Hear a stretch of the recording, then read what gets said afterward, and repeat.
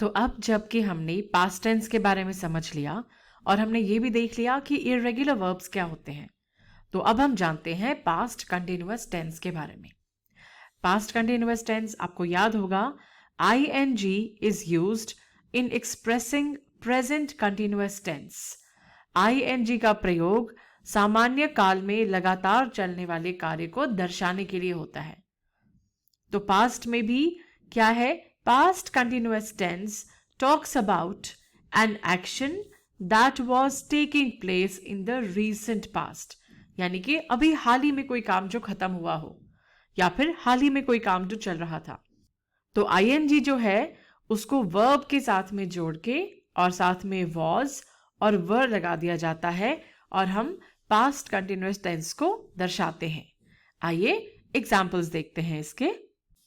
I was talking about the simple past tense just before this. मैं अभी कुछ ही देर पहले सामान्य भूतकाल के बारे में बात कर रही थी मतलब लगातार मैं उस चीज के बारे में बता रही थी। और देखते हैं, We were listening to the teacher when the bell rang.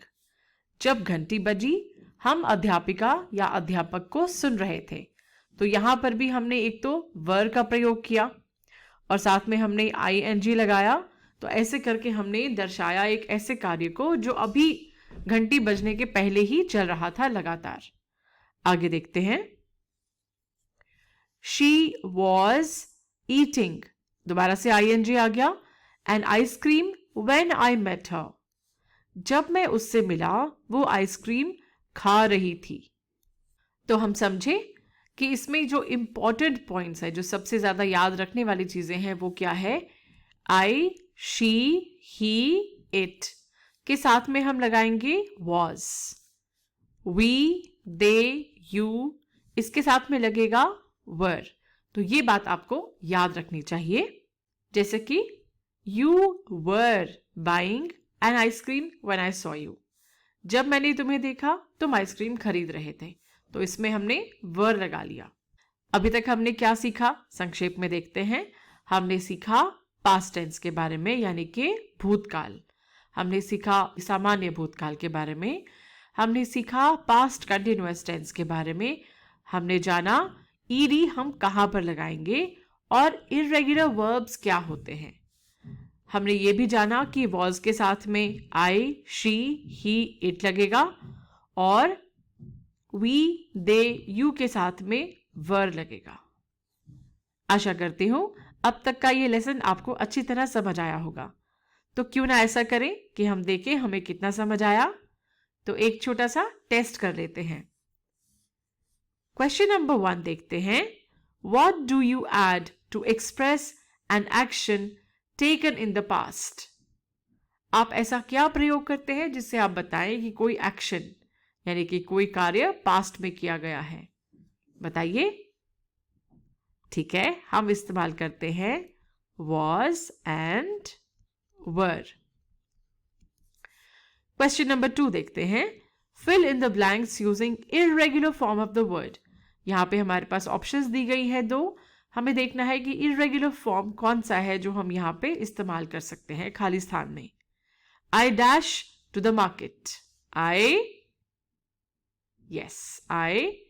went to the market। Our guests dash today morning। Leave or left? Our guests left। आज सुबह हमारे गेस्ट चले गए। The cat dashed the vase। Break, broke। The cat broke the vase। Have you dashed the ice cream? Bring or brought? Have you brought the ice cream? I dash this movie last night। I see or I saw? I saw।